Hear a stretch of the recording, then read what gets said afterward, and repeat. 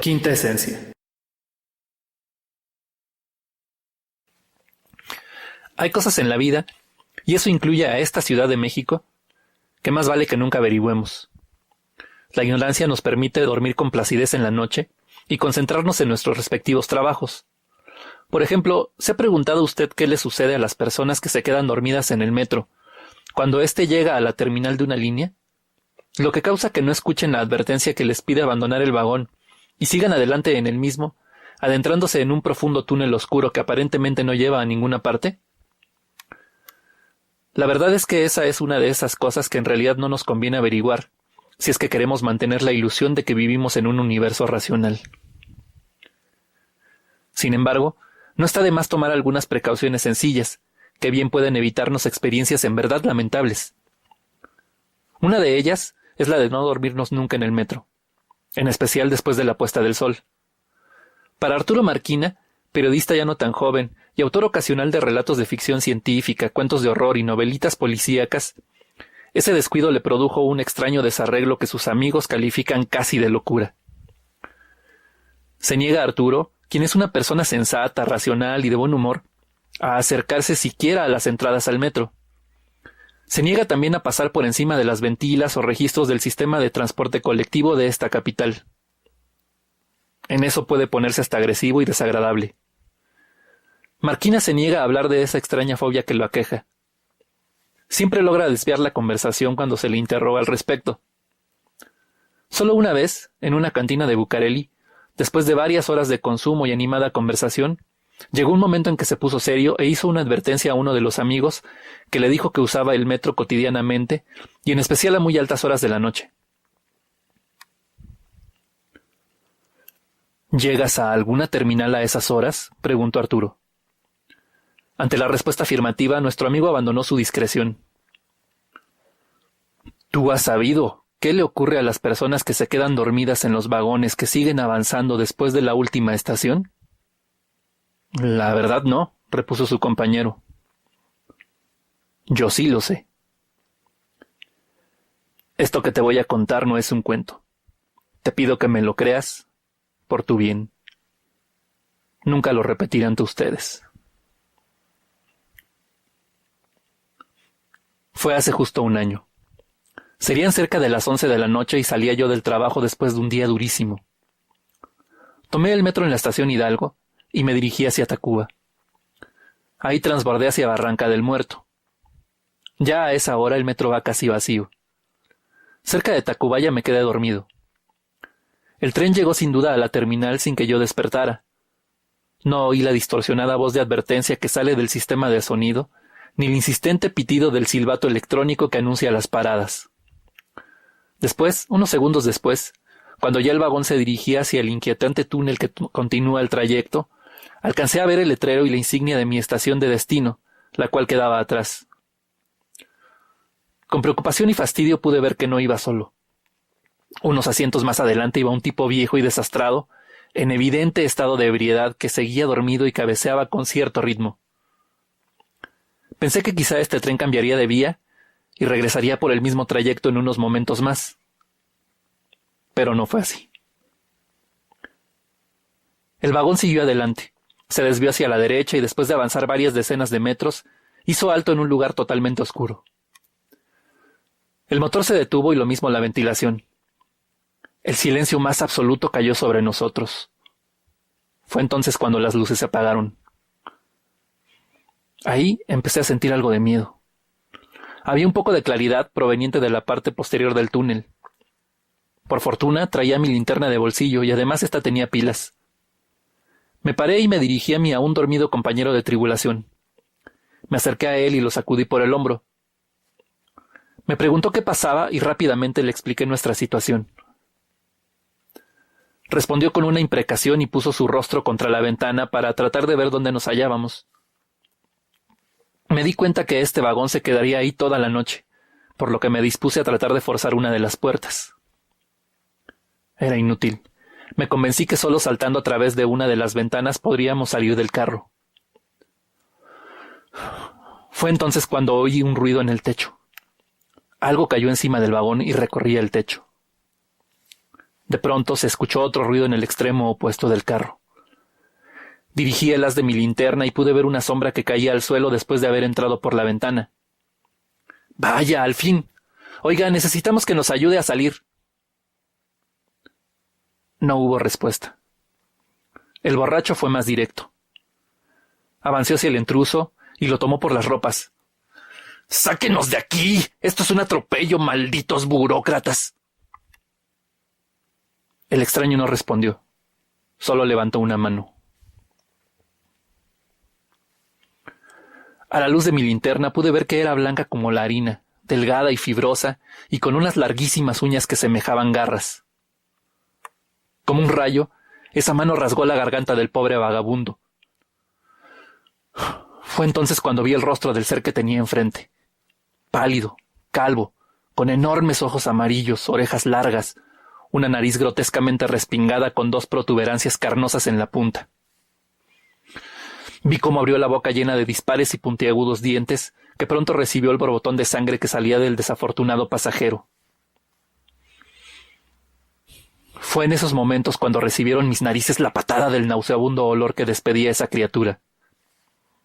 El espectáculo y el olor me hicieron de inmediato vomitar.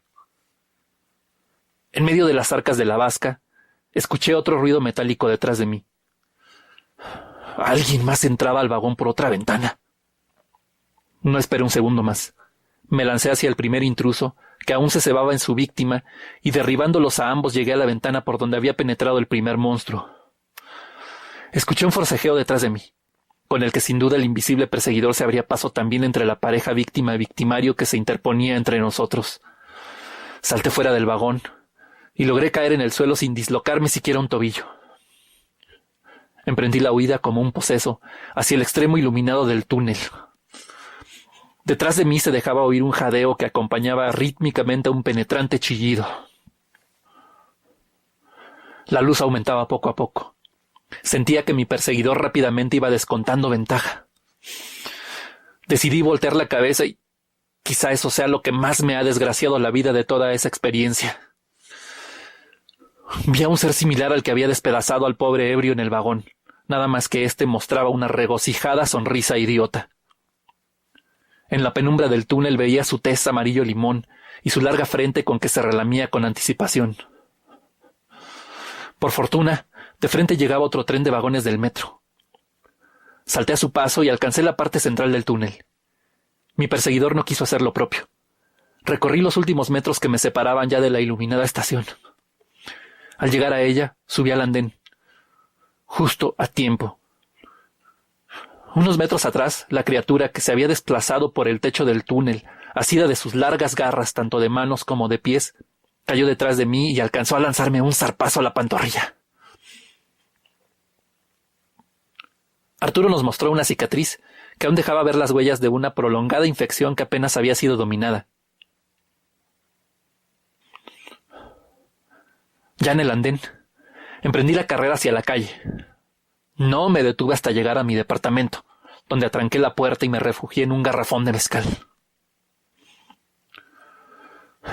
Me expliqué por qué en los talleres del metro se trapea y se friega con tanto esmero el piso de los vagones todas las mañanas. No se duerman en el metro. Si lo hacen, corren el peligro de, por lo menos, no volver a dormir nunca más con tranquilidad. No se duerma en el metro. Mario Méndez Acosta.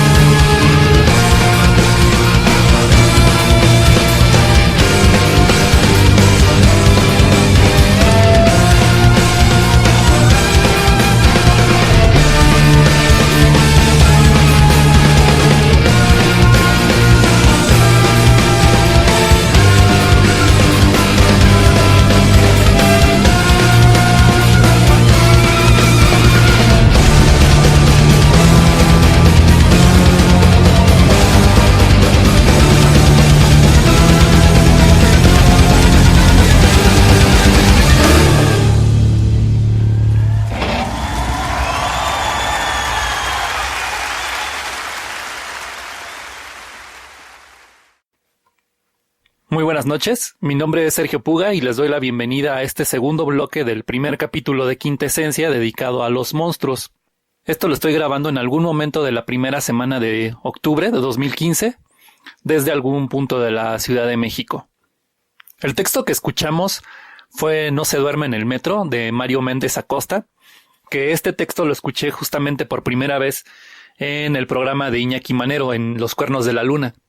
Este relato se ha vuelto como un clásico, yo creo, dentro del universo de la subcultura gótica y oscura, aunque no hay muchas formas de rastrear cuál es la información de Mario Méndez Acosta. Yo no encontré mucha información como para darles. Espero que después me comenten qué les pareció el texto, si les gustó, si no les gustó, qué sensaciones les produjo.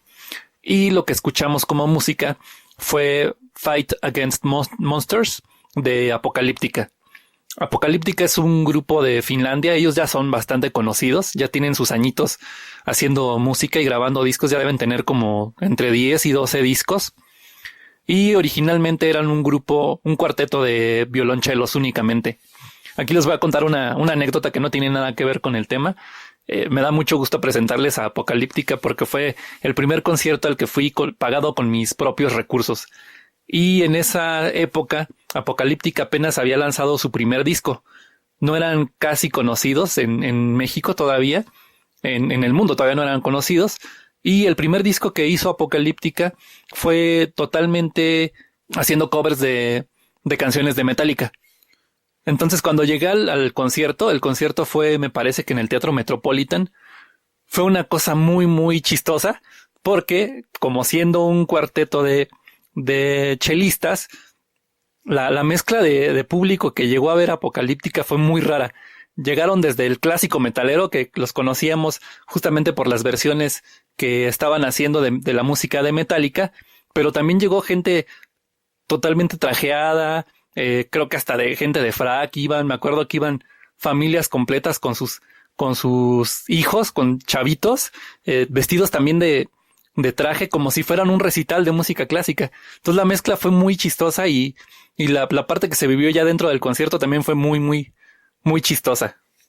Yo Apocalíptica, la verdad es que después del tercer disco más o menos los dejé de seguir, porque fue cuando empezaron ya a meter otros instrumentos como la batería, algunas cosas con sintetizadores, que a mí ya como que se me hizo que perdió el chiste o el gustito. Como que empezó a sonar como una banda de metal más y se pierde un poquito como la esencia que lo padre es el sonido de los chelos. Pero en gusto se rompen géneros. Hay mucha gente que los siguió. De hecho, se volvieron muy, muy famosos. Ya son como parte del mainstream de metal. La traducción del nombre de la canción es Pelea contra monstruos, para los que no le hacen tanto al inglés. Ya en la semana les estuve compartiendo algunos cortos y algo de material, imágenes, me parece que también les subí subí los textos, el video de Il Monstruo para que chequen la música. Y aquí empieza lo chistoso. De repente podemos encontrar cómo se van justamente conectando algunos temas. Uno de los materiales que les compartí fue un documental sobre Joseph Merrick, mejor conocido como el hombre elefante. Se llegaron a hacer una película sobre la vida de este personaje, que es un hombre, un inglés, que posee una enfermedad que le va produciendo una deformidad cada vez más aguda. Y obviamente esto ligándolo con el tema de monstruos, que tiene que ver con la fealdad física. Y también les comentaba o les platicaba un poquito, un breve resumen de la historia de Horacio Quiroga. Y les comentaba que él terminó internado en un sanatorio y suicidándose. Pues, ¿cómo se conectan estas historias? En el sanatorio en el que estuvo internado Horacio Quiroga, había un personaje con la misma enfermedad de Joseph Merrick, también con una deformidad ya muy avanzada, y cuando Horacio Quiroga se internó en este sanatorio, se hicieron muy buenos amigos. Y de hecho, este personaje, con esta deformidad, fue quien le ayudó a Horacio Quiroga a suicidarse. Horacio Quiroga se suicidó bebiendo cianuro. y se supone que su cómplice, su único cómplice en el momento del suicidio, fue justamente este personaje. Entonces es de esas curiosidades de cómo se pueden ir conectando ciertas historias, que es lo que le da sentido a este proyecto de Quintesencia, encontrar este tipo de conexiones. Aparte de este documental de Joseph Merrick, les compartí 3 cortometrajes que a mí se me hacen muy buenos. Curiosamente, los 3 cortometrajes están vinculados con los niños y no se me hace tan raro. Creo que ahora, ya como adultos, es muy difícil que nosotros asumamos como una posibilidad real la existencia de un monstruo como podríamos haber imaginado de niños, ¿no? Que teníamos un monstruo debajo de la cama, un monstruo encerrado en el closet, y justamente estos cortos van enfocados hacia ese tipo de monstruos imaginarios o que representan otro tipo de miedos o otro tipo de entornos, como en el cortometraje inglés, que se llama Behind the Closed Doors, o Detrás de las Puertas Cerradas. Y esto me da como el pretexto para que vayamos revisando, a final de cuentas, ¿qué es el monstruo como concepto? El monstruo como concepto pues puede ser una representación del miedo, y el miedo puede ser por algo exterior, que yo creo es como lo visualizamos en una primera revisión, y después iremos viendo que también podemos pensar en un monstruo como una representación del miedo, de algo en lo que nos podemos convertir, ¿no?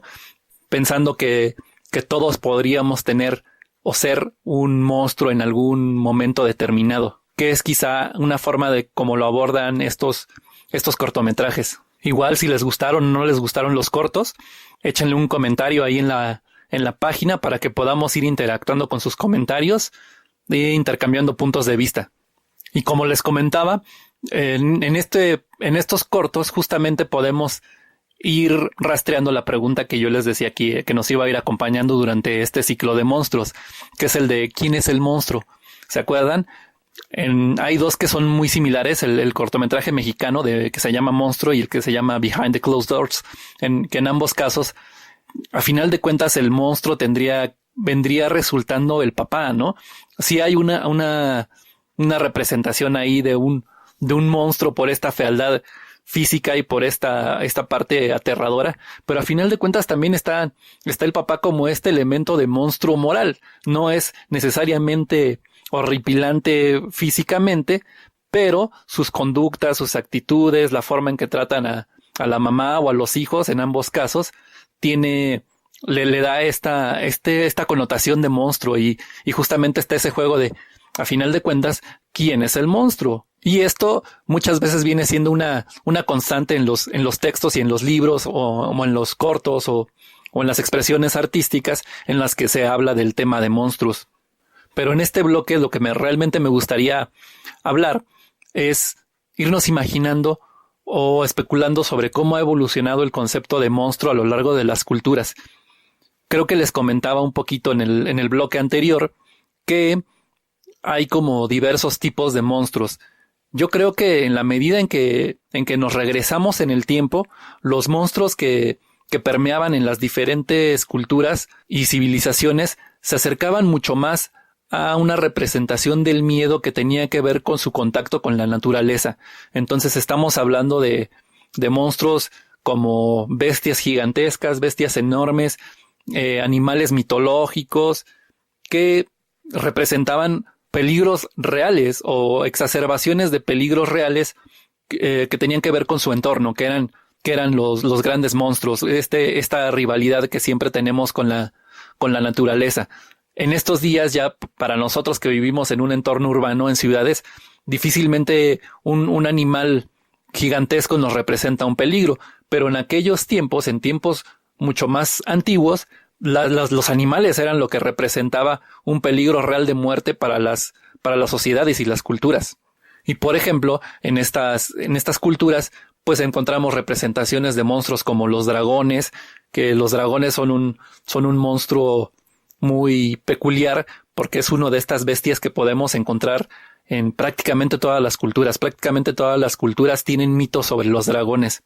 O algunos otros monstruos ya más específicos sobre ciertas culturas, como puede ser los los monstruos acuáticos, por ejemplo, la hidra, la medusa, Escila y Caribdis. Estoy refiriéndome sobre todo a monstruos de la mitología griega, que son, yo creo que donde podemos rastrear nuestro ADN cultural, y tienen que ver con justamente con esta animalidad, ¿no? Y este peligro que representan las bestias, la naturaleza.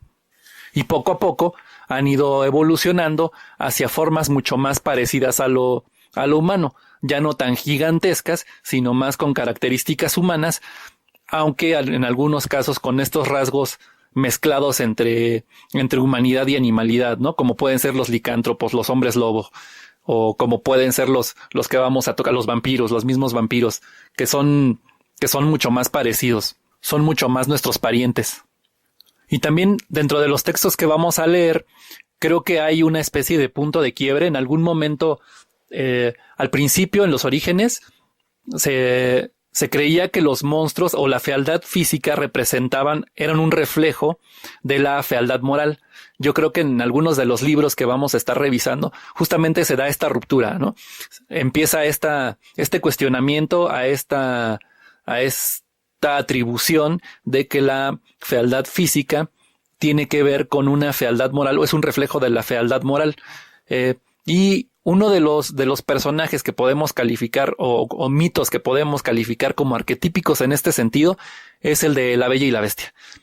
Fue muy curioso ahora que estuve rastreando los temas de monstruos, me di cuenta que no existe un libro como tal de la Bella y la Bestia, sino que también ha sido un mito que se ha venido arrastrando por generaciones y generaciones, culturas y culturas, que en todos lados existe un mito similar, ¿no? De que hay un personaje que nació con una deformidad física, pero que sus sentimientos o sus emociones no son de ninguna manera monstruosas.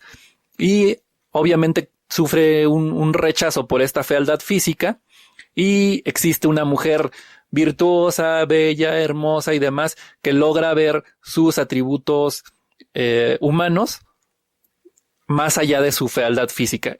Es como una especie de arquetipo, aunque no hay es un mito que se ha venido rebotando, aunque no ha habido como una forma oficial de meterlo en un texto o ya en un mito como oficial. Y ya para ir cerrando este bloque, comentarles que aunque los monstruos aparentemente ya como adultos no nos generan ningún miedo, sigue teniendo un atractivo muy fuerte. Si no, algo que vamos a revisar en el siguiente bloque, una de las cosas que vamos a revisar en el siguiente bloque es cómo sigue latente la presencia de los monstruos en nuestra cultura actual. Si no me creen, piensen en los monstruos que son su referencia y cómo han influido algunos monstruos que están como vivos en nuestra cultura, en nuestro soundtrack de vida, por llamarlo de alguna manera. Algunos monstruos que se han tocado en el cine y en literatura más reciente. Piensen, por ejemplo, en creaciones de Stephen King, en monstruos cinematográficos como Freddy Krueger, en las mismas sagas como las de Harry Potter. Hay muchos elementos que tienen que ver con monstruos, o incluso en las películas infantiles. Ahí tenemos las películas de Monsters Inc.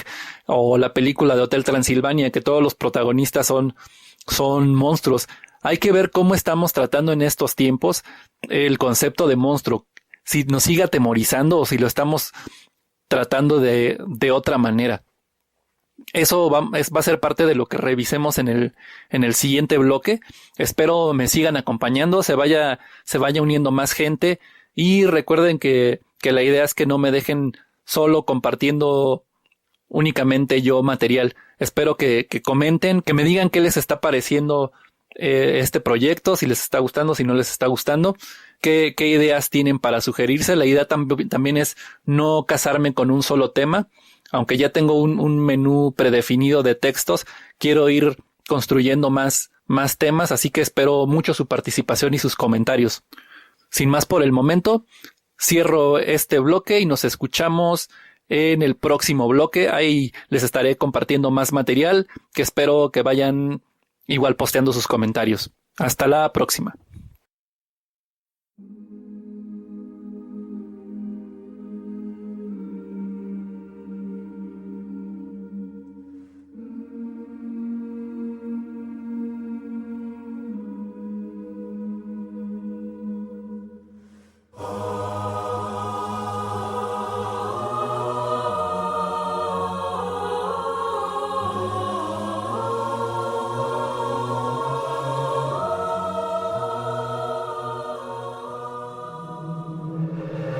Quinta esencia.